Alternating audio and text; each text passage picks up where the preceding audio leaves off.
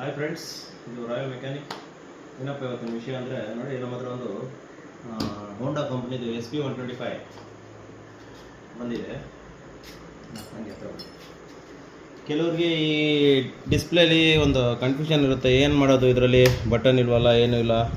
ಹೊಸ್ದಾಗಿ ತಗೊಳ್ಳೋರಿಗೆ ಒಂದು ಕನ್ಫ್ಯೂಷನ್ ಇರುತ್ತೆ. ಇದ್ರ ಬಗ್ಗೆ ಸ್ವಲ್ಪ ಸಣ್ಣದಾಗಿ ಮಾಹಿತಿ ಕೊಡ್ತೀನಿ. ಮುಂದೆ ಈ ಬಟನ್ ಸೇರಿದಂಗೆ ಈ ಥರ ಕೀ ಇಗ್ನಿಷನ್ ಅನ್ನೋದು ಈ ಥರ ಬರುತ್ತೆ. ಈ ಹೋಂಡಾದಲ್ಲಿ ಕೆಲವೊಂದರಲ್ಲಿ ಸ್ಕೂಟರ್ಗಳಲ್ಲಿ ಇಲ್ಲಿ ಬಟನಲ್ಲಿ ಕೊಡ್ತಾನೆ, ಇದಕ್ಕೆ ಸ್ವಿಚ್ಚಲ್ಲೇ ಕೊಟ್ಟಿದ್ದಾನೆ ಆಪ್ರೇಟ್ರ್ ಯಾವ ರೀತಿ ಮಾಡೋದು ಅಂತ.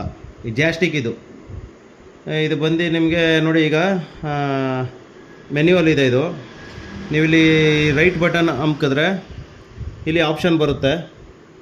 ಇದು ಫ್ಯೂಲ್ ಎಷ್ಟಿದೆ ಅಂತ ನೋಡ್ಕೋಬೋದು. ಯಾವ ರೀತಿ ನೋಡ್ಬೋದು, ಈ ಫ್ಯೂಲ್ ಬಂದಾಗ ಮತ್ತೆ ರೈಟ್ ಬಟನ್ ಒಂದು ಸರಿ ಇದು ಮಾಡಿದ್ರೆ ಇಲ್ಲಿ ಫ್ಯೂಲ್ ತೋರಿಸುತ್ತೆ, ಇಲ್ಲಿ ರನ್ನಿಂಗ್ ತೋರಿಸುತ್ತೆ.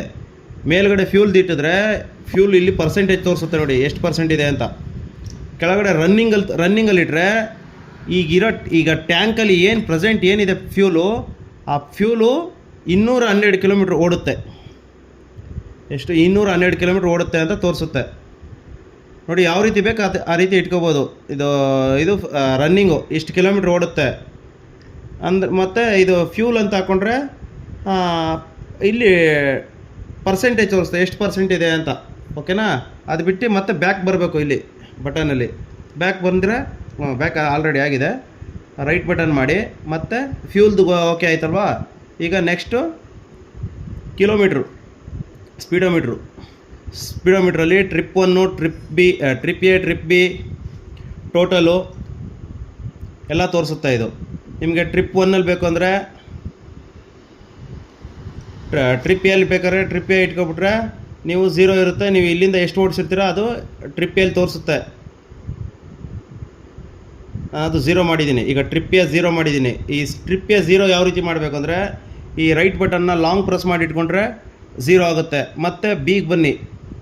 ಬಿಲ್ ಎಷ್ಟಿದೆ, 349 ಕಿಲೋಮೀಟ್ರ್ ತೋರಿಸ್ತಾ ಇದೆ. ಅದನ್ನು ಈಗ ಇದನ್ನು 0 ಮಾಡಬೇಕು ಅಂದರೆ ಈ ರೈಟ್ ಬಟನ್ನ ಲಾಂಗ್ ಪ್ರೆಸ್ ಮಾಡಿ ಇಟ್ಕೊಂಡ್ರೆ, ಹೋಲ್ಡ್ ಮಾಡಿ ಇಟ್ಕೊಂಡ್ರೆ 0 ಆಗುತ್ತೆ. ಓಕೆನಾ? ಈಗ ಇದ್ರದ್ದು ಓಕೆ ಆಯಿತು. ಮತ್ತು ಬ್ಯಾಕ್ ಬನ್ನಿ. ಬ್ಯಾಕ್ ಅಂದರೆ ಲೆಫ್ಟ್ ಬಟನ್ ಅಮ್ಕಿ, ಮತ್ತು ಡೌನ್ ಮಾಡಿದ್ರೆ ಸೆಟ್ಟಿಂಗ್ಸಲ್ಲಿ ಏನಿರುತ್ತೆ ಅದರೊಳಗೆ ಹೋಗ್ಬೇಕಾದ್ರೆ ರೈಟ್ ಬಟನ್ ಕ್ಲಿಕ್ ಮಾಡಿ. Function, display, general, service. Function, ಈ ಡಿಸ್ಪ್ಲೇಲಿ ಏನೇನು ಫಂಕ್ಷನ್ ಇದೆ ಅಂತ ತೋರಿಸುತ್ತೆ. ಅದು ನಮಗೆ ಅವಶ್ಯಕತೆ ಇರಲ್ಲ. ಡಿಸ್ಪ್ಲೇಲಿ ಬ್ರೈಟ್ನೆಸ್ಸು ಅದೆಲ್ಲ ಬರುತ್ತೆ.